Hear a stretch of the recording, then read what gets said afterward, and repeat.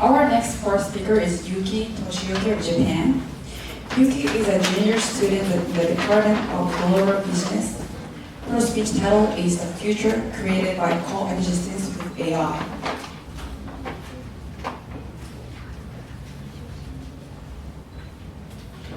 Good afternoon, everyone. So, how many of you know what AI actually is or how it is used? Of course, I'm sure you know that AI stands for Artificial Intelligence, which is defined as an area of study concerned with making computers copy intelligent human behavior. You might have actually used the function of AI already, but perhaps you don't know it. For instance, voice assistants such as Siri or Google Assistant. Like this, AI often brings us convenience in various ways. However, it also has many risks and threats. Today, I'd like to show you the benefits and risks of AI through a SWOT analysis. A SWOT analysis is composed of strengths, weaknesses, opportunities, and threats. Firstly, strengths. AI can increase workplace productivity and be adopted into many industries.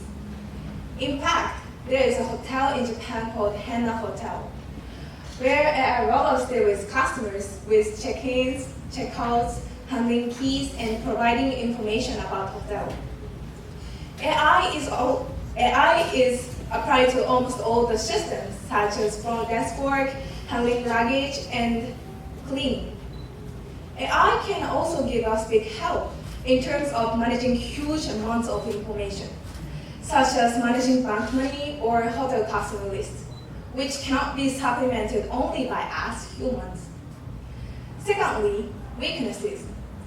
AI remains non-human. Let's assume that there is someone who visits the same restaurant many times. One of the reasons might be the delicious food. However, the most rational reason is the connection between person and person. For instance, the casual conversation between the staff and customers, which fosters the connection. This is why some people repeat visiting the same stores again and again. Being served by AI and being served by humans is completely and utterly different in the sense of emotion because of human uniqueness, which AI absolutely does not have. Thirdly, opportunities. AI could make a contribution to reconstructing rural and underpopulated areas. Recently, Japan has been facing biggest problems such as a super-aging society and declining birth rates. Furthermore, traffic accidents caused by elderly drivers are never ending because it is locally difficult for them to surrender their driving license. So who can save us from such a tragic situation? That is AI. In some countries, companies are even trying to assign unmanned buses tentatively. Similarly, in the underpopulated area that is facing labor shortage, unmanned buses can be introduced so that elderly people do not have to drive. The integration of technology into the life of elderly people would not only allow them to maintain independence despite their disabilities, but also encourage social interactions. Finally, threats. AI is going to steal our jobs and change our lives. If so, people who cannot get a job, even if they desire to get one, will increase. Those people might become mentally unstable and as a consequence, get involved in crimes.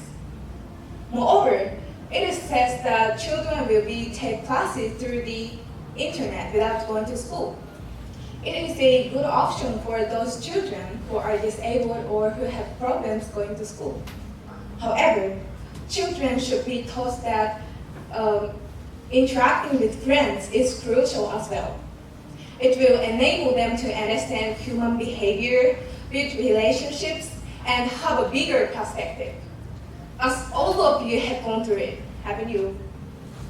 School is a platform where we can learn how to interact with other people, not just for studying. In conclusion, recently, AI has become very, very popular, but benefits and risks are always side by side. I would say it is important and required to distinguish where we should use them and where we should not. Thank you for listening.